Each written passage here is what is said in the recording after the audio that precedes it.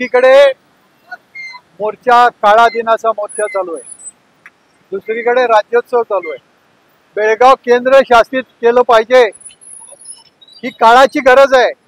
हैदराबाद केंद्र शासित करता, दोन्ही राज्याचं सरकार चालवता, मग बेळगाव का असू नये? महाराष्ट्र,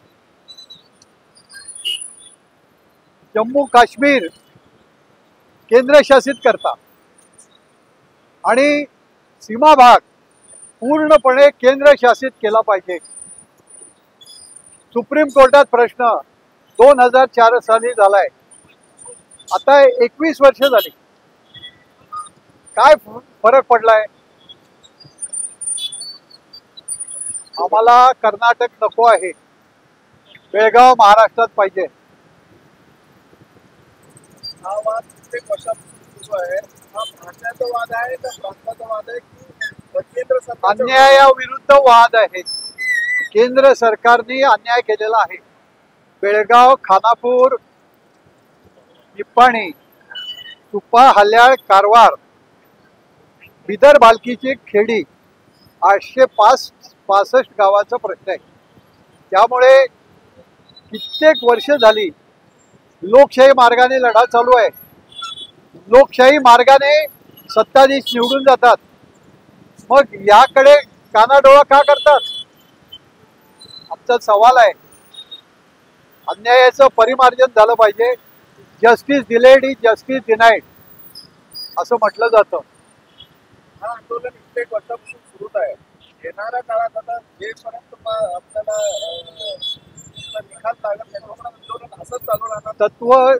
तत्वनिष्ठ लढाई, नातपै साकायचे, यामध्ये लोकशाही आहे असे प्रश्न सुटल्यामुळे लोकशाही भारतातली जिवंत राहणार आहे. खेडे घटक, भाषिक बहुसंख्या, भौगोलिक सलगता आणि लोकेच्छा आदर केला पाहिजे.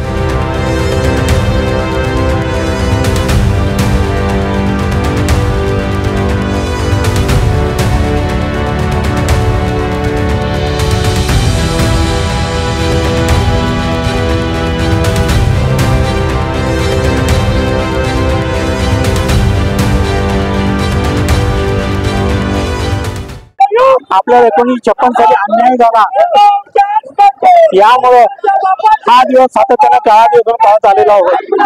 आणि आजही आम्ही काळा दिवसाची निषेध फेरी काढलेली आहे. ही निषेध फेरी केंद्र सरकारच्या विरोधात आहे आणि त्यामुळे केंद्र सरकारने 1956 साली जो अन्याय आमच्यावर केला तो अन्याय दूर करावा आणि हा मराठी भाषिक प्रदेश महाराष्ट्रात सामील करावा, यामध्ये आमच्या मनात आहे. 2004 ला आमची केस सुप्रीम कोर्टात दाखल झालेली आहे. सुप्रीम कोर्टाची सुनावणी 21 जानेवारी कंटिन्यू होणार आहे आणि त्यामुळे महाराष्ट्र सरकारनं त्या केसच्या बाबतीत जास्तीत जास्त लक्ष देऊन आम्हाला न्याय कसा मिळेल या बाबतीत आपल्यावर अन्याय होणार नाही याची दक्षता घ्यावी. आम्ही मात्र कर्नाटक सरकार किती अन्यायानं अत्याचाराला आमच्यावर अन्याय करून आमच्यावर बंदी करायचा प्रयत्न करत होते, जुगारून आम्ही हा काळा दिन पाळत आलेलो आहोत आणि तो पाळणारच. जोपर्यंत हा भाग महाराष्ट्र सामील होत नाही तोपर्यंत हा निषेध दिवस केंद्र सरकार निषेध करून आम्ही निषेध दिवस पाळणार आहोत.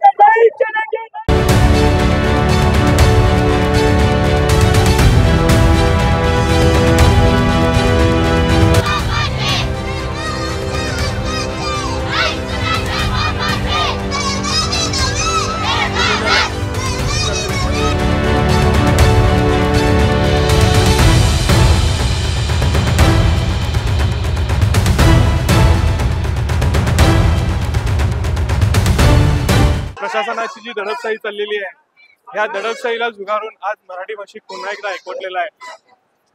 बेळगावचा संयुक्त महाराष्ट्र झालाच पाहिजे ही भावना मनात घेऊन आजवर हा इथला मराठी माणूस लढत आलेला आहे आणि ती इच्छा तुझभरी कमी झालेली नाही आहे. जोपर्यंत